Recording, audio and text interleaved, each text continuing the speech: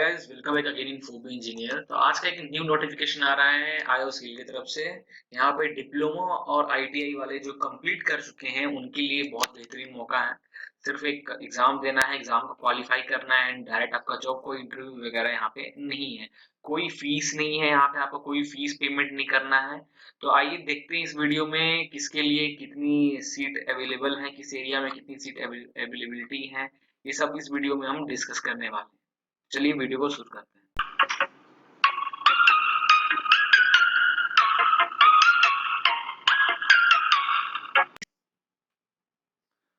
तो गाइज, सबसे पहले हम स्टार्ट करते हैं पोस्ट वाइज। तो दिल्ली स्टेट से यहाँ पे 17 पोस्ट हैं, जिसमें जनरल वालों के लिए 9 है, टेक्निकल अप्रेंटिसशिप मैकेनिकल के लिए, अप्रेंटिसशिप इलेक्ट्रिकल के लिए, अप्रेंटिसशिप इंस्ट्रूमेंट के लिए, अप्रेंटिसशिप सिविल, जो भी ब्रांच वाले हैं ये अप्लाई कर सकते हैं। तो टोटल दिल्ली के लिए टोटल 17 सीट है। यहाँ पे ये नहीं लिखा गया है कि मैकेनिकल के लिए कितना, इलेक्ट्रिकल के लिए कितना। ये तीनों का मिलाकर, चारों का मिलाकर 17 सीट यहाँ पे है। हरियाणा से 18 सीट हैं, ये भी हमारे डिप्लोमा वाले भाई के लिए हैं, जो भी डिप्लोमा कर चुके हैं, कंप्लीट कर चुके हैं 2019 में। ठीक है, कंप्लीट कर चुके हैं तो वो अप्लाई कर सकते हैं। तो ये जो हरियाणा का पोस्ट है ये भी हमारा डिप्लोमा वालों के लिए 18 पोस्ट हरियाणा से। हिमाचल प्रदेश से जो जो यहाँ पे लिखा हुआ है, जैसे हिमाचल प्रदेश से मैकेनिकल, इलेक्ट्रिकल, इंस्ट्रूमेंट, सिविल और इलेक्ट्रिकल एंड इलेक्ट्रॉनिक, यही ब्रांच सिर्फ अप्लाई कर सकते हैं। ठीक है, इलेक्ट्रॉनिक्स भी। तो 3 पोस्ट हिमाचल प्रदेश से हैं, जम्मू कश्मीर से 3 पोस्ट हैं, पंजाब से 18 पोस्ट हैं, राजस्थान से 17 पोस्ट हैं, उत्तर प्रदेश से सबसे ज्यादा पोस्ट है 48 पोस्ट। तो यहाँ के बंदे यहाँ के लिए आप अप्लाई कर रहे हैं। जरूरी नहीं है सेम स्टेट से होना, किसी भी ऑल ओवर इंडिया से आप अप्लाई कर सकते हैं, उत्तर प्रदेश के लिए भी। उत्तराखंड से 4 पोस्ट, दिल्ली से 17 पोस्ट, ओके ओके ओके, यहाँ तक आते हैं। उत्तराखंड से 4 पोस्ट, तो ये हो जाता है हमारे डिप्लोमा वालों के लिए।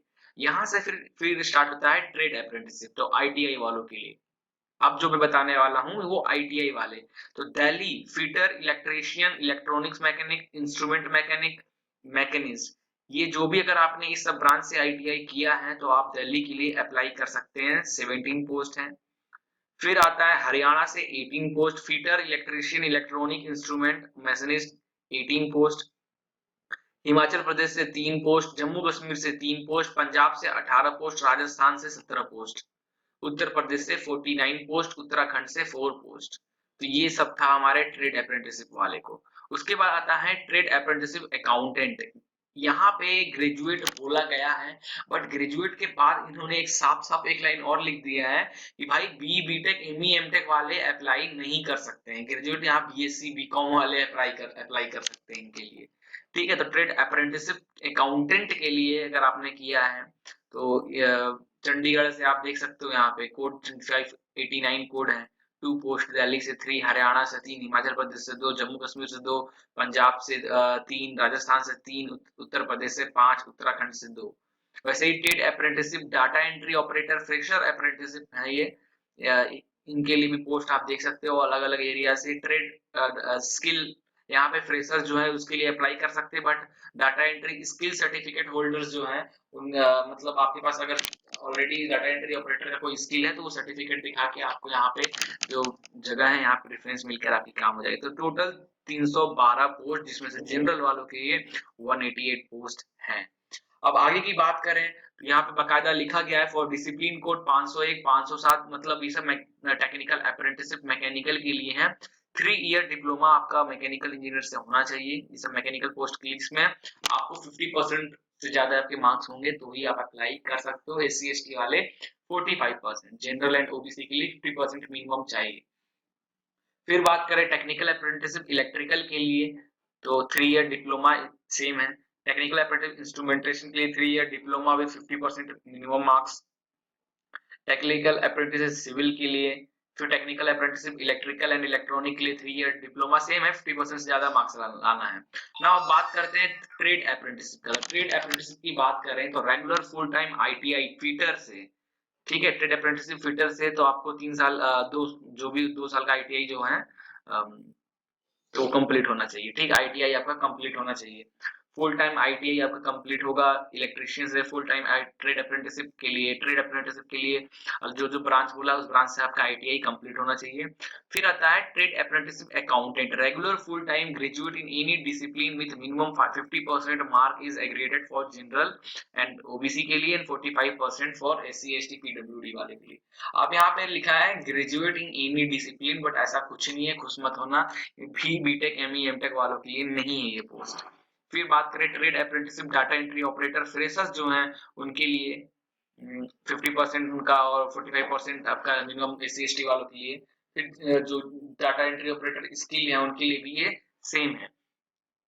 तो फॉर दिस डिसिप्लिन, आगे एक टर्म में पढ़ के बता देता हूँ, candidate possessing higher professional qualification such as B BTech MBA CA LLB MCA और any such equivalent qualification of pursuing highly qualification shall not be considered. ठीक है, तो आप उसके लिए नहीं है, जो ग्रेजुएट बोला है बीएससी बीकॉम वाले जो हैं इनके लिए वो पोस्ट है, अकाउंटेंट से कॉमर्स से ये सब जो किए उनके लिए।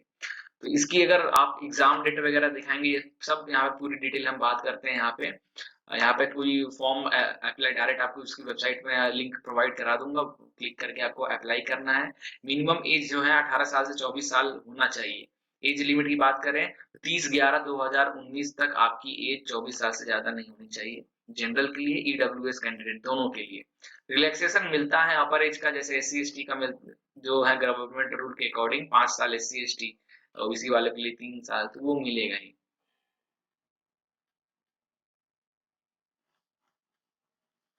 ओके, उसके बाद आगे बात कर किया जाए, ईडब्ल्यूएस वाले हैं उनको भी रिलैक्सेशन मिल रहा है। Period of apprenticeship training 12 month का पीरियड होगा, जिसमें trade apprenticeship data entry operator के लिए 15 मंथ, तो ट्रेड अप्रेंटिसशिप जिसमें डाटा एंट्री ऑपरेटर फ्रेशर है या डाटा एंट्री ऑपरेटर स्किल्ड है उनके लिए 15 मंथ की ट्रेनिंग होगी, बाकी सबके लिए 12 मंथ की ट्रेनिंग होगी, मतलब 1 साल का जो हमारा रहता ही है।